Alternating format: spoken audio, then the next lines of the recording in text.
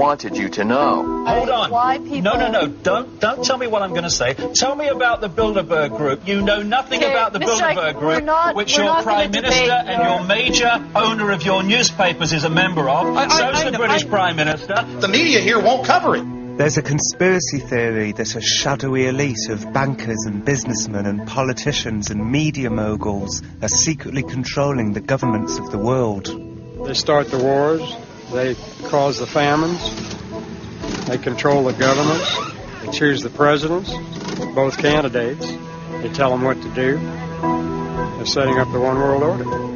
The theory goes that these elitists plan to create an all-powerful new world order, a world government that will destroy anyone who disobeys them. If I could explain to you who they were from the top down, we could just get a whole bunch of rope and go hang a bunch of them. And they're a despicable organization. But now, some conspiracy theorists believe they've uncovered the name of the secret cabal. They say their cover is now blown, that they are called the Bilderberg Group.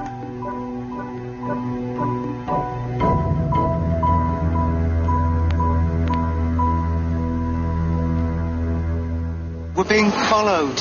It is spring in Portugal, and I am being chased by unknown forces. By the henchmen of the powerful shadowy elite known as the Bilderberg Group. Well, we don't really know what to do, having never been followed before. The British Embassy have washed their hands of me, and I'm finding myself out of my depth. Alone, except for a cameraman and a conspiracy theorist called Big Jim Tucker, who isn't being much help. Looks like we have a waiting game here. What will happen next? How did I get here?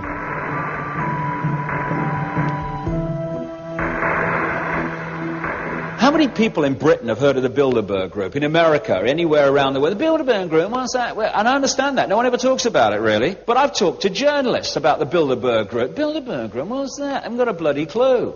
So, isn't it funny that the Bilderberg Group seems to be rather influential? Tony Blair, Bilderberg Group.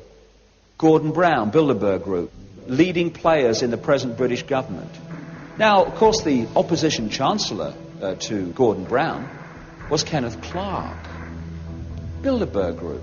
Let's look at the head of the World Bank, James Wolfensohn, Bilderberg Group. Let's look at the first two heads of the World Trade Organization, Peter D. Sutherland of Ireland and Renato Ruggiero of Italy, Bilderberg Group. Wherever you look, this thing comes up and no one's ever friggin' heard of it.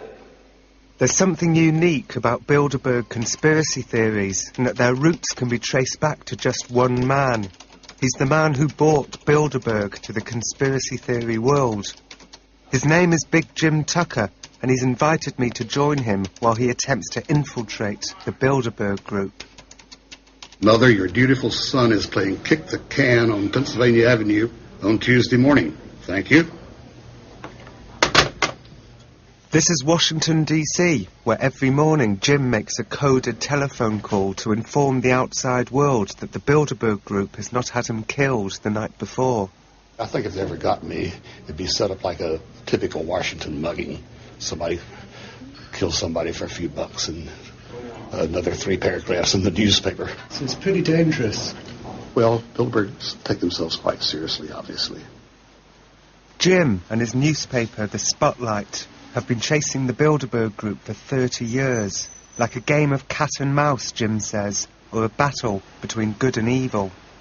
There are some people who would refuse to believe.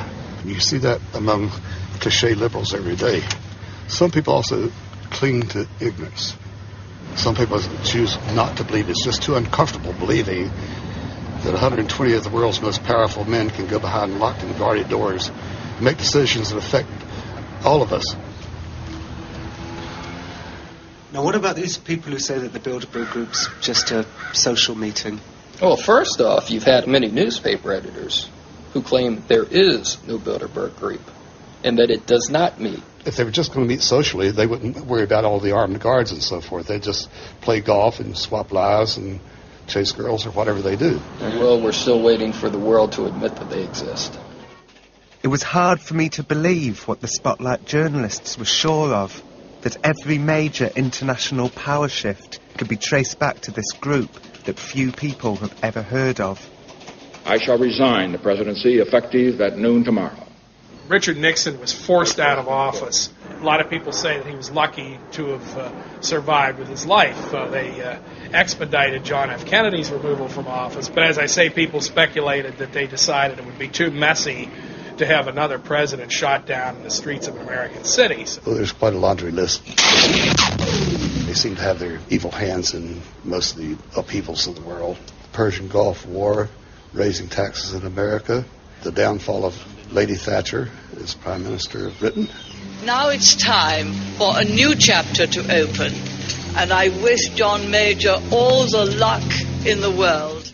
Jim says he once sidled up to Lady Thatcher and asked her how she felt about the Bilderberg Group secretly orchestrating her downfall. And her response, to be denounced by Bilderberg, I consider a tribute. Any head of state who would surrender his sovereignty to some international organization should not be head of state. She spoke very strongly about surrendering British sovereignty to the European Union. And that's why they manipulated to kick her out and replace her with a trapeze artist from her own party. And of course now Tony Blair, who attends Bilderberg meetings and receives his orders. Thank you very much. Goodbye.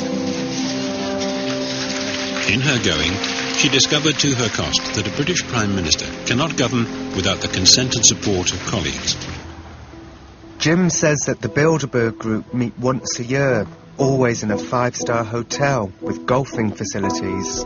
He says they may play golf when they're there, but they're not there to play golf. His job is to find out which hotel in advance. Last week, Jim was at a function where he met an accountant who told him that one of his clients, a Bilderberg member, was off to Portugal for a private meeting. Once you know, for instance, it's Portugal, then you set about finding what would be the likely place. It's got to be a remote resort, and then sometimes say, well, what I'm concerned about is I'm supposed to be attending a meeting of the Bilderberg Group, and I want to make sure I'm going to the right place.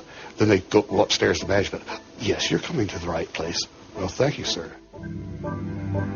Jim says he's ready to cause some trouble. He intends to thwart Bilderberg security and charge in to confront them red-handed. He says I'm welcome to come along, just so long as I don't step on twigs while we're on the prowl. When are you going to get there? I'll leave on the last day of this month. I'm going to try to start patrolling their resort on Sunday, figuring out ways to penetrate where the short wall is, where the big drain pipe is located.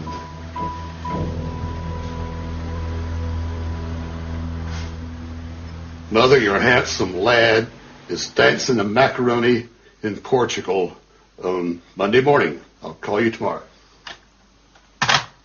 Jim believes he's narrowed his search to the Caesar Park Hotel and Golfing Resort in the mountains of Sintra, near Lisbon. A few of them might swing a golf club a little while, but I doubt if you'll see many of them on the golf course. They're going to be busy. They've got a world to run.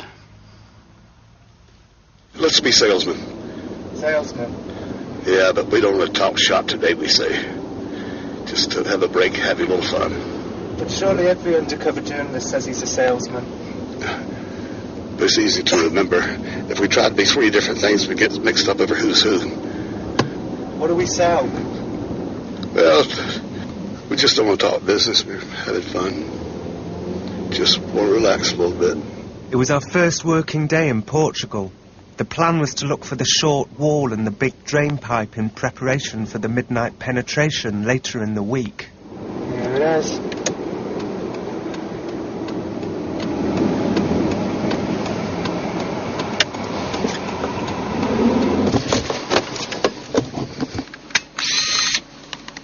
We're being filmed by a security camera. So this is it, Jim? Looks like it.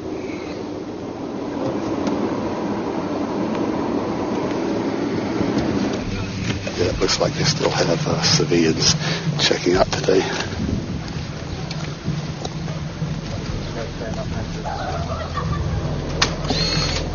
It's a little idiot-proof camera. Got you. Jim photographed the civilians.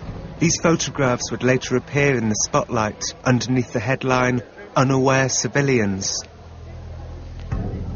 If we had lunch here on Thursday, we wouldn't have to make reservations, would we? For Thursday? For Thursday. Just a second. My chief is talking. Okay.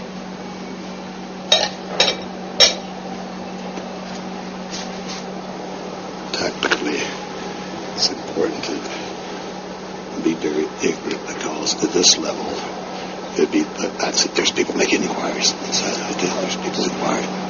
Here's a fact almost. Just wondering if we came back for lunch on Thursday, we wouldn't have to make reservations. Well, but it happened one thing. The hotel is a reservation for a big group.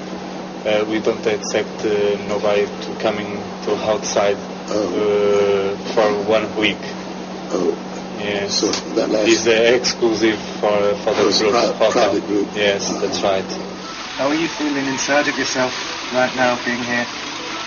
Pumped up for the ball game, like a Redskin quarterback 15 minutes before the kickoff. Later, Jim said that the police motorcycle signalled the start of the big shutdown.